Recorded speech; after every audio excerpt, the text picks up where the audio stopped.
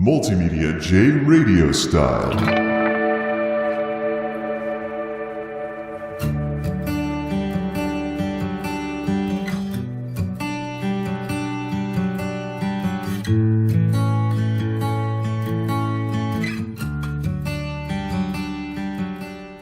Follow-up segment time on this daylight savings Sunday.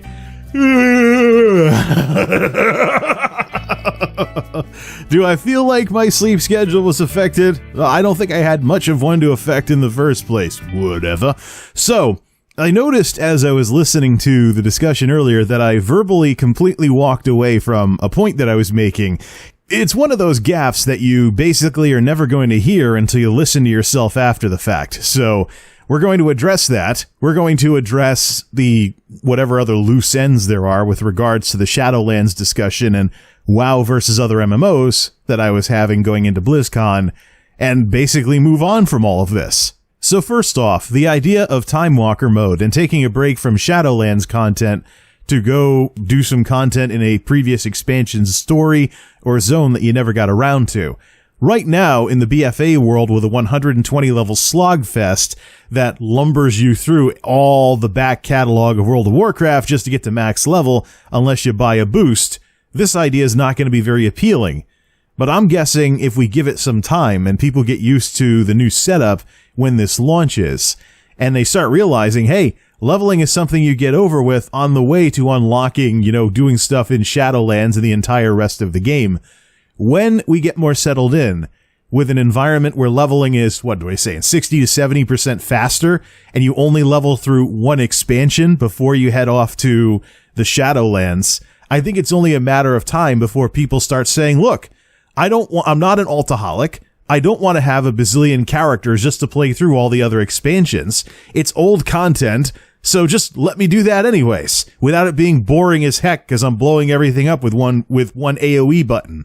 I think if they don't have this figured out by then, this would probably be the catalyst for Blizzard to finish what they started and realize, hey, we got Chromie involved in the capital cities. Let's just formalize that. And this is something that I would not be surprised if Blizzard did, where they only half-cooked an idea and then finished cooking it so they could brag about it at an additional BlizzCon. Now, look at this new idea we have that we should have done last time. It's kind of like an MMO answer to things like on-disc DLC. So, that's the thing. In our current environment, the idea of just wandering free roaming in the world doing stuff you didn't do in previous expansions or whatnot, it does seem kind of dull and not very interesting because leveling is a giant slogfest and a giant chore with 120 levels. Give this new leveling system some time to break in and become the new normal among WoW players, and I'll bet you that people are actually going to be asking Blizzard to fix this later on. Even though they could fix it now, and people would be like, okay, so what?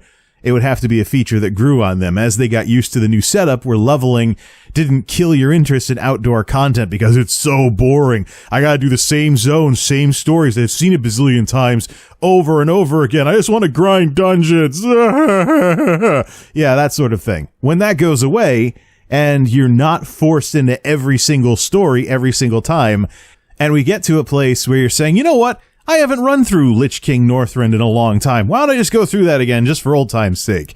I mean, yeah, there is a nostalgia component to this as well. But the bottom line of this idea that I've been tossing around, Timewalker Mode, and it's not really all that wild of an idea. It would just catch WoW up to its competition in terms of the immersion of the not the immersion of the outdoor world, but the compelling reason to be out in the world for reasons other than you're leveling an alt. But to not get sidetracked again, the bottom line here is this is an idea that's going to grow on people, so Blizzard might as well take the initiative and roll it out and solve one of the game's underlying problems versus other games, because in other games, as you become a better hero and whatnot, and as you advance through the game, the world gets bigger. If you don't get around to a certain amount of content or a certain story or whatnot, or a zone story or something like that, it'll be waiting for you whenever you finally get to it. Just don't do them out of order, or the narrative's going to get all wacky. Now, World of Warcraft's already there, with some of the narrative that exists in the current game as a BFA. Cataclysm, to Burning Crusade, to Northrend, back to Cataclysm, blah, blah, blah, that kind of stuff. That's been talked about over and over again for years.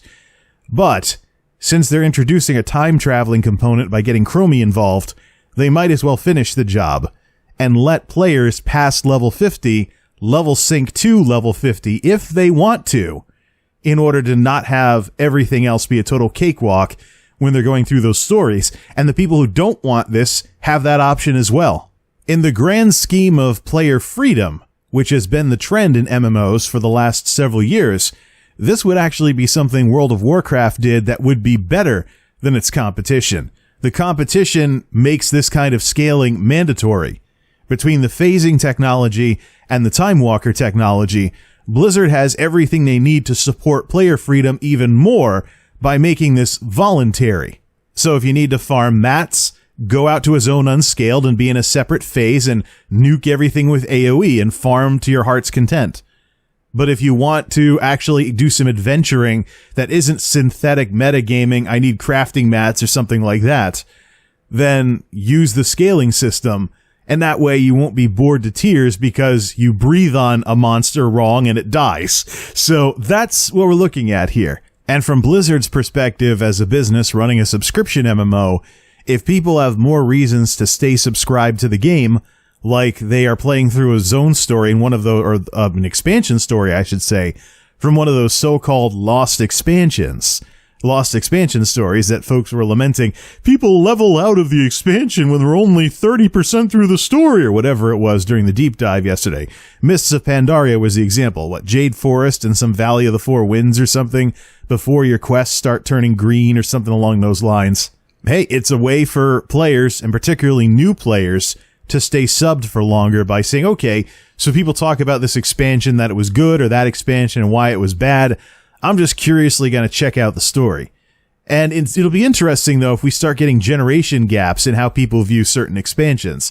Like Warlords of Draenor, for example. The level up experience was awesome. All the stuff people don't like about Warlords happened later, like garrisons getting a little too overpronounced, the year-long content drought, and Apexis dailies being a lazy way to fill the world with things to do. I wouldn't be surprised if we start seeing things like generation gaps on how people view expansions and things along those lines.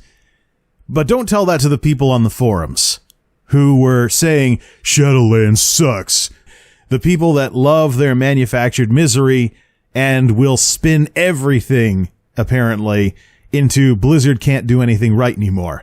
And then turn around and whine that the developers don't care about the players and don't listen to their feedback. And that they put these community managers to censor everybody so the right feedback doesn't make it to the devs and blah, blah, blah, blah, blah. Yeah, that got tiresome to me very, very quickly. I don't know how Blizzard even takes their own forums seriously anymore. But hey, more of the same, I guess, from that toxic waste dump of people finding any reason possible to complain about the game. I say either play it or don't. There's other games out there that you could be playing and maybe check the game out later. It's basically a budget title if you pay for a month's subscription, play through the content, and then cancel. So, whoop-de-doo. But that's something we have to address.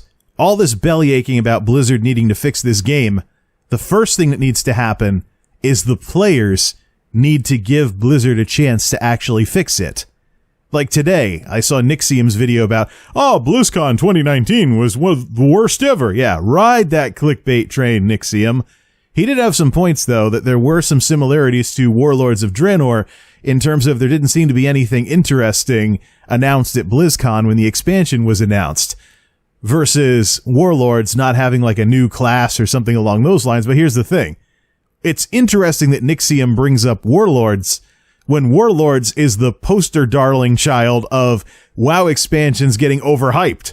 All these wild ideas discussed at BlizzCon before when Warlords was announced, and then all of that content getting cut, and the expansion essentially being a one-patch expansion, basically adding Tanan Jungle, which should have been there at the beginning of the game anyways. So, lazy development cycle for Warlords of Draenor.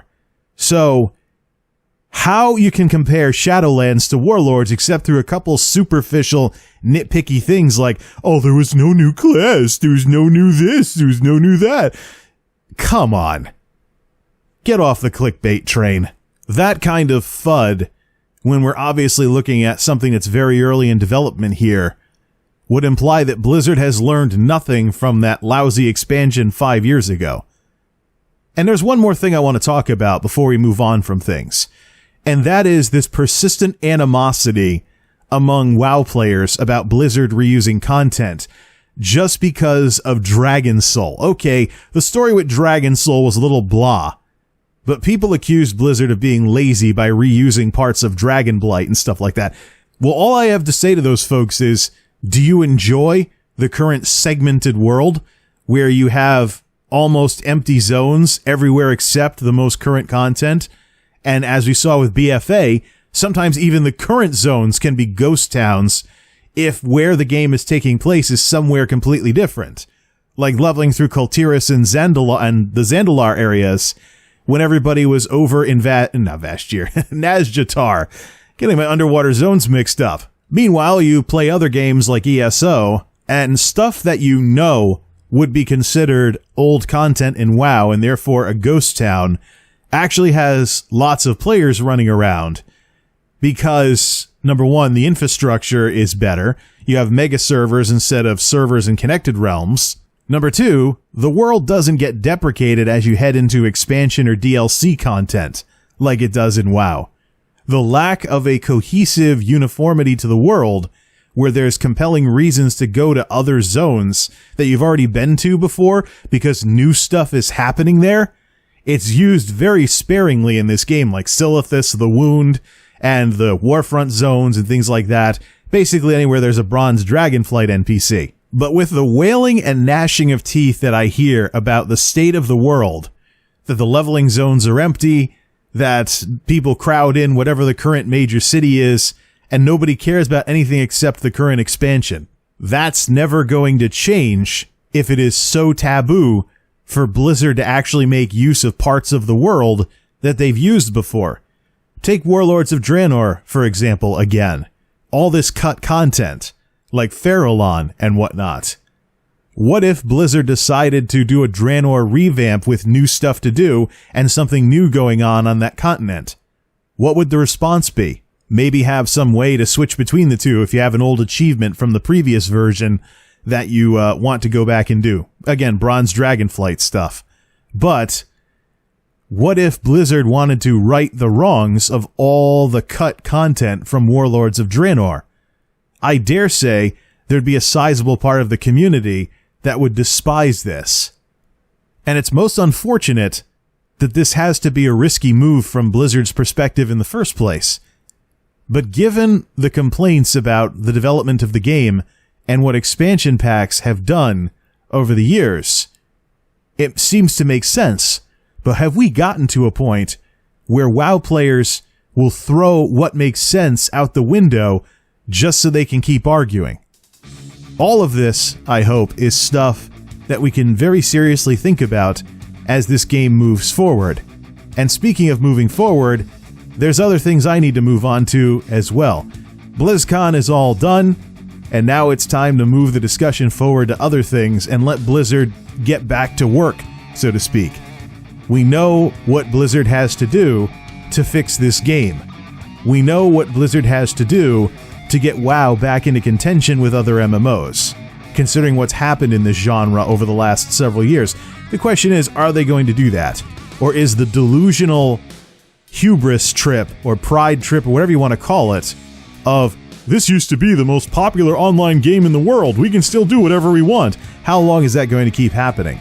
There were signs that folks were doing an about-face at BlizzCon, but now it's time to see the follow-through. Let's see what happens, and maybe revisit this stuff later on. We'll see.